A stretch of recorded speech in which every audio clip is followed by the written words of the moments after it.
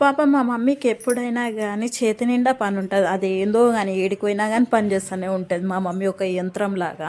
మా ఇంటికి వచ్చినా కానీ పాపం మార్కెట్కి వెళ్ళిన తర్వాత వచ్చి తెచ్చైతే కూరగాయలన్నీ సర్దేసి అయితే పెడుతుంది. డబ్బాలంతా సర్దేసి నీట్గా అయితే ఫ్రిడ్జ్లో పెట్టేసి తర్వాత అయితే మార్నింగ్ లేవగానే వాషింగ్ మిషన్లో బట్టలన్నీ వేసేసి పాపం అయితే బయట తెచ్చి ఆరేస్తుంది. కానీ మా మమ్మీకి పెళ్ళి అయినప్పటి నుంచి కూడా పుట్టింటికంటే మా అక్క డెలివరీ అయినప్పుడు ఒక 4 months ఎంతో 3 months ఏమో ఉండొచ్చిందంట. తర్వాత అయితే అన్ని డెలివరీ ఇక్కడ అయినాయంట. కానీ మా అమ్మ అలా కూడా పనులు చేసుకుందంట. పాపం చిన్నప్పటి నుంచి అయితే మా అమ్మ పని చేసుకుంటూనే ఉంటుంది. మా అమ్మ ఒక్క క్షణం కూడా పని లేకుండా చూసింది అయితే నేను లేను. ఎందుకన్నా కానీ ఫ్యాన్లు తుడుచుకోవడం కానీ, టీవీ తుడుచుకోవడం కానీ, ఆ ఫ్రిడ్జ్ తుడుచుకోవడం కానీ, ఆ ఇల్లు తుడిచింది 10 సార్లు తుడవడం కానీ మా అమ్మ పిచ్చేమో అనిపిస్తుంది.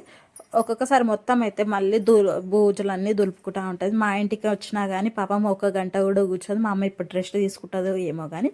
దాని తర్వాత అయితే మా అక్క వాళ్ళ ఇంటికి వెళ్ళినా కానీ మా అమ్మనే బట్టలన్నీ ఉతుకుతుంది, గిన్నెలన్నీ ఆమెనే తోముతుంది. మా మమ్మీ వస్తే కానీ నాకైతే ఫుల్ రెస్ట్, మా అక్క కూడా రెస్ట్. ఫ్రెండ్స్, మీ మమ్మీకి కూడా చేతి నిండా పని ఉంటే కమెంట్లో తప్పకుండా చెప్పండి.